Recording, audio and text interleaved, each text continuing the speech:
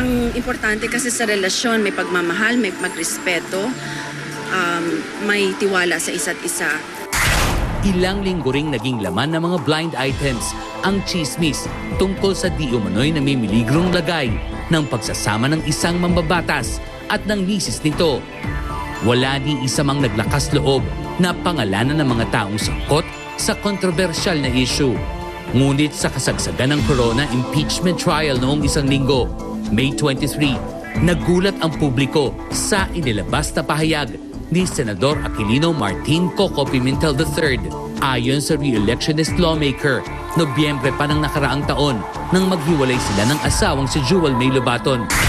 Ang 1998 Binibining Pilipinas Universe na tubong Bacolod. Taong 2000 nang ikasal sina Coco at Jewel sa Cagayan de Oro City, ang hometown ng mambabatas. Nabiyayaan sila ng 2 anak na lalaki. Yes, I would like to confirm it also na last October, nag-usap na kaming dalawa na to end the relationship. Kasi tulad ng sinasabi rin niya, ako din nahihirapan, masakit din para sa akin to have fought for this relationship for 12 years. So, up to now, I am still weeping at night. Up to now, nadidepress din ako. I think we both deserve to be happy wherever we are, whatever we're doing.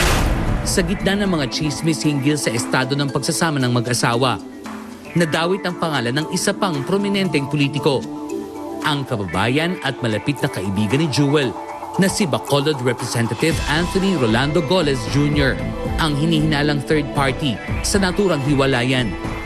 Goles himself is reportedly separated from his wife. Sa isang pahayag last week, mariing pinabulaanan ng kongresista ang aligasyon. Gayunman, inamin itong magkatuwang sila ni Jewel sa pagpapatupad ng ilang proyekto sa kanilang syudad. Una sa lahat po, gusto ko lang i-clarify na hindi po third party ang reason ng aming separation. Kasi bago pa ho kami nagkakilala ni Congressman Goles, may problema na ho kami ni Coco. It's unfair to him na na-drag siya dito sa issue. But because it's also a political season, baka sinakyan po ng ibang politiko na may gustong gustong gumamit sa issue na ito. Number 1, pareho kaming taga Bacolod. Number 2, we share the same vision and programs. I would like to say that our friendship is good. We are doing programs together that are effective. Ang importante po para sa akin kung ano yung nagagawan yung dalawa. Tiniyak ni Jewel na maayos ang setup nila ni Senator Coco pagdating sa kustodya ng kanilang 2 anak. Kinumpirma din nito ang plano nilang pagpapawalang bisa ng kanilang kasal. Wala na bang natitirang pagmamahal si Jewel sa senador? Ang pagmamahal sa tingin ko nandyan pa rin. Kaya lang, meron talagang incompatibilities. Things will happen naturally. I don't wanna force issue. Kung magkabalikan pa kami ni Coco, it could happen. Kung hindi na, maybe we are better for other people or maybe just as a person as I am, I can be okay. After this failed marriage, how soon kaya bago muling umibig ang beauty queen? Ang dami kong obligation. For me, relationship will come at the right time, in God's time, and I will wait for that.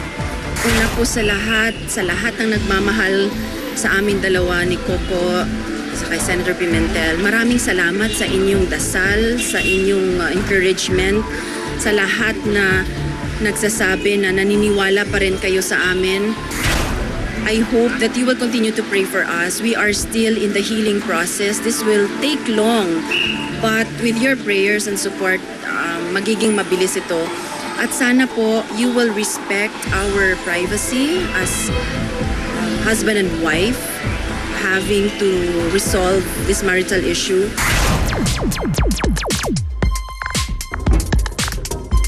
Sobrang exciting. Nakaka-conscious actually.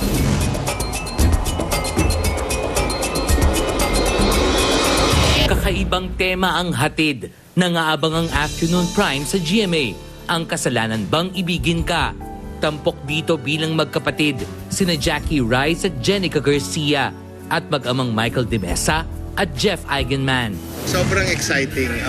I always look forward to moments like this where I get to work with, any of my sons. Yeah, this is our first TV. Dati naka-movie na kami, pero iba yung experience yan. Ito, this is gonna run for a really long time and marami kaming pagsasamaan. Nakaka-conscious actually. And Jeff has reached a level already na talagang may pagmamalaki mo na talaga. So I'm really proud of Jeff. He's gone a long way.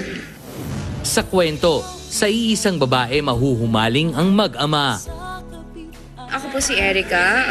Mapapaibig ako kay Jake, which is Jeff Eigenman, na hindi inaasahang pagkakataon nakikilala ko si Jaime, which is Direk Michael De Mesa.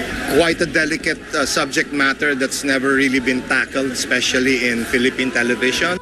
I took it as a challenge. May kissing scene requirements ang karakter na ginagampanan ni Jackie.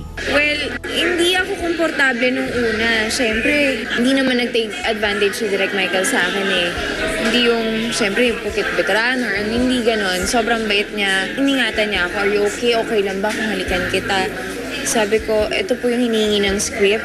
Bakit po, sabi ko kung ikakaganda naman, hindi naman bastos. I am so blessed. Nakatrabaho ko si Michael Temesa. Gumaganap naman bilang nakababatang kapatid ni Erica si Jenica, who plays Bianca. Siguro ang dapat nilang abangan dito kung ang magkapatid ba masisira ang isang magandang relasyon dahil lang sa isang lalaki. Sa totoong buhay, may mga kasalanan bang nagawa si Jeff Eigenman, Jackie Rice at Jenica Garcia sa kanilang mga kasintahan? Ang sagot live ngayong hapon sa Star Talk TX. Nako, napaka salimuot ng kwento upang lalo pa nating guluhin. Nandito sila, si Jenica, Jeff, and Jackie. Magandang hapon po. Okay, for the three of you, okay. Meron na ba kayong mga nagawang kasalanan in terms of love at paano kayo bumawi sa mga partner mo? Ikaw muna, Jenica. Ako? Dapat ito late dumating eh. Siguro syempre hindi man ako perpekto, di ba? Okay. Siguro yung pagiging immature ko paminsan. Kanino? Kasi kay Alwin. Okay. Kay Alwin, yung like, paano ba? Syempre at the age of 22, di ba? Supposedly dapat matured enough na ako. Pero minsan pumapalya pa rin eh. So, bumabawi. Syempre, yung bawi, I make it a point to talk to him. Tapos I admit na kasalanan ko, and I Okay. say sorry. Kasalanan bang ibigin siya? Okay, sige, Jeff, ikaw. Ano nagawa mo kay Carla Abellana na kasalanan? Kay Carla lang. Hindi, sige, yung mga nakaraan. Okay sige, lang, hindi, okay na. Balik tayo nung grade 3 ka. Kung ganun ka bata, mahirap, marami na talaga yun. Okay. Ever since, siyempre, as you grow older, you learn something new every day about yourself and about the world. Kay Carla lang. So, hindi. About the world, about Carla, wala eh. It's siguro yung ganun din, pagiging immature and minsan yung biglang mainit ulo, instead of thinking things over, bigla ka na lang nagagalit, inuunahan ng puso kasi nag-iisip muna. So, yon. At paano ka bumawi kay Carla? Ako, as much as possible, just really spend time with her as much as possible and be there whenever she needs me. Okay. Ikaw naman, Jackie, anong kasalanan mo sa mundo? Same. Sa mundo na, okay. Marami. Okay. Pasaway. Joke lang. Yung sa boyfriend ko po, kasalanan ko siguro yung pagiging immature din. Kung immature kayo, ba't kayo nakipag-relationship? Okay. At saka kulang sa time. Kasi busy. Okay. Hindi si Jeff kasi, of course, you were born to showbiz parents. Well, si Jenica rin naman. Is it an advantage or disadvantage na buong angka nyo ay lolo, lola, nanay, tatay, auntie, pati mga in-laws, lahat ng mga pati outlaws na si Jacqueline Jose, showbiz din? Okay. Both. Best of both worlds. Kasi syempre maganda yun. Nakikita mo palang bata ka na, exposed ka na sa lahat ng elements, kung ano yung ginagawa nila, the change of emotions and all that. Flaw din kasi nakikita ng lahat ng tao, walang natatago, everything's out there, mahirap yung privacy, and people really expect a lot from you. So yeah, yun nga, that's true, no? Pero at least, Yeah. para bang it made easier entry for you, di ba? Yes, yes. Pero rin, mahirap kasi we have to prove ourselves more. Oo nga, at ang hirap nun, ha? And Jackie naman, kasi parang nananahimik ang iyong love life. Hindi ka ba proud sa boyfriend mo? Proud po ako, syempre. Sino nga ba siya? Ayoko na po sabihin kasi hindi naman po siya showbiz. Okay, ano trabaho na lang? May business po siya. Okay. Ayun. So, unang-una po, hindi ko naman siya dinideny. So, para maging hindi proud, diba? At saka kilala nga nila yung boyfriend ko Sige. eh. Sino nga ba? Sino yung boyfriend? Hindi, Jenica. Hindi, ikaw na, speaking of boyfriend pa rin, kung magkaka-boyfriend ang mama mo ulit, gusto mo ba showbiz or non-showbiz? It doesn't matter. Wala Aha. sa akin. Ang importante Basta sa mayaman. akin, puso. Wait, ano ba? Given, syempre, na dapat may trabaho siya, di ba? Okay. Pero, mas syempre puso dapat yung titingnan natin dyan. Ano ba yung motives niya? Does he love my younger brother as much as he loves my mom? Yun Yeah. talaga. Okay. Wala na yun kung showbiz personality o hindi. Basta mahal ang mama. Okay. Okay, so paki-invite sila. Ayan, sa Monday na po yan. Sana manood kayo after Hiram na Puso. 3:15 ng hapon po yan. Okay, Jeff. Yeah, kasama namin dito, Mr. Michael De Mesa, my dad, Mr. Diego Castro, Bobby Andrews, Miss Charmaine Arnaez, Angelica De La Cruz, Bubbles Paraiso, si Pancho Magno, and Si Pancho Magno. Okay. yeah, si Vita, Friend si natin Diego yan. Castro nga. And yes, Princess Nell with a cameo ng first week. And this is directed by our Jedi Master, Direk Mark Reyes. Okay, Jenica. Yan, inaasahan po namin ang inyong pagmamahal at suporta. Sana po panoorin ninyo. Kasalanan bang ibigin ka? Malapit na po. Okay. Natasha Beauty, thank you. Kasalanang hindi manood. Okay. Yeah. Anyway, at huwag kaligtaan ang showdown ni Jennifer Holligay at Jessica Shine Shoes. Bukas sa Pare and Pare with guest Heart Evangelista. Naku, Pare and Pare with Paring Ogie and Paring Bitoy. Naku, it will air after Pinoy Adventures. At saka, naku, ang pagpasok ni Solen Yusuf sa Itbulaga. Naku, may banta nga ba kay Pauline Lunar si Joey De Leon? Okay. At ito na, alam niyo ba to? Nabalita na rin kayong ganito nung araw, Sheena Halili. Naku, haharapin na ang issue nagdadalang tao daw siya. Abangan live dito sa Star Talk TX. Salamat sa Flawless. At Monday narito na na po, si Sam manood sa kayo.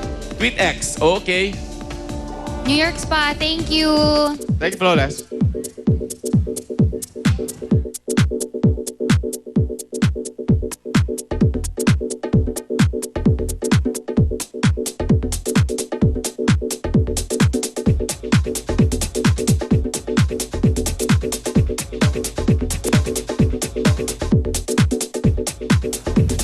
Yay!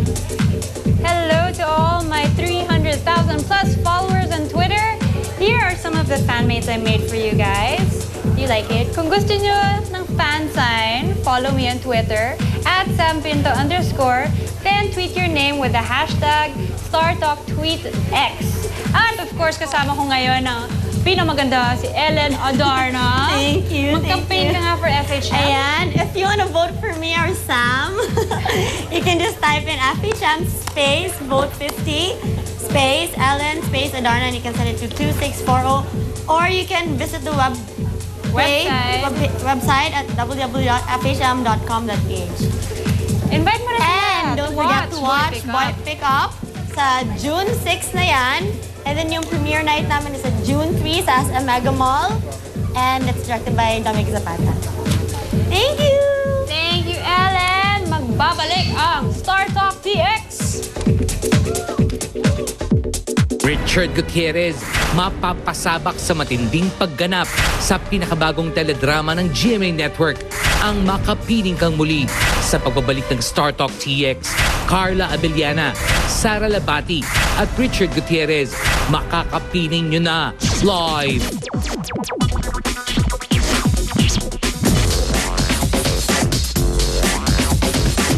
Hindi ko raw anak.